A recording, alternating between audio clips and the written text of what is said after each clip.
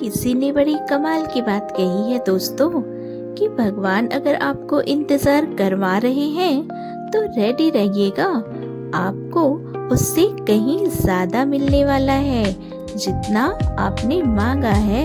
Hello friends, जय Shri Krishna, Radhe Radhe, welcome back to my channel. मेरा नाम है सुनंदा।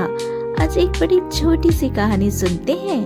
कहानी पुराने जमाने की एक सेठ जी की है जिनके यहाँ एक नौकर काम करता था।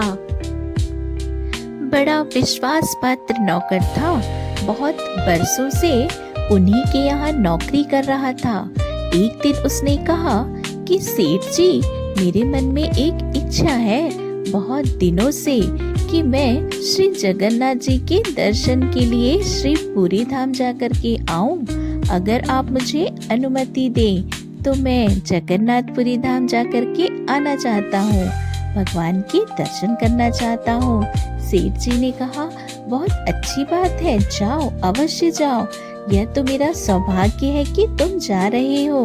अब मैं तो कभी व्यापार के सिलसिले में जा नहीं पाया, इतना मेरे पास समय नहीं रहा। अब तुम जा रहे हो तो मैं तुम्हारे बहाने से ही दर्शन कर लूंगा। और सुनो, मेरा एक काम भी करना, यह मेरे 100 रुपए लेकर के जाओ और भगवान के चरणों में चढ़ा देना। मेरी तरफ से जो है उन्हें प्रणाम कहना। नौकर ने कहा, अवश्य, यह काम तो मैं करूंगा ही। सेठ जी ने 100 रुपए दिए। नौकर ने वो रुपये अपने पास रख लिए। यात्रा प्रारंभ की। पुराने जमाने की कहानी है तो पैदल यात्रा थी। कई दिन लग गए और जब वो यात्रा कर रहा था, पैदल यात्रा, तो देखता है कि कई सारे संत जन, भक्त जन जा रहे हैं हरि नाम का सुमिरन करते हुए, जयकारा लगाते हुए। और एक जगह उसने देखा कि कुछ संत जन जो है संकीर्तन करते, पैदल चलते चलते थक चुके हैं और उनके चेहरे से लग रहा था कि काफी दिनों से उन्होंने कुछ खाया भी नहीं है। तो नौकर ने सोचा कि मेरे पास में सेठ जी के दिए हुए जो 100 रुपए हैं, इन रुपयों से मैं इनको भोजन करवा देता हूँ और कुछ बचेंगे तो भगवान जी को चढ़ा भी दूंगा। सेठ जी पूछेंगे तो कह दूंगा कि पैसे चढ़ा दिए। तो नौकर ने भोजन का प्रबंध किया। 98 रुपए 98 रुपीज खर्च हो गए। अब केवल 2 रुपए ही बचे और वह जो नौकर था वह सोचने लगा कि अब यह 2 रुपए चढ़ा दूंगा। और वो दिन भी आया जब वो श्री जगन्नाथ जी के दरबार में पहुंचता है। उनके मंदिर पहुंचकर, पुरी धाम पहुंचकर उसने प्रणाम किया।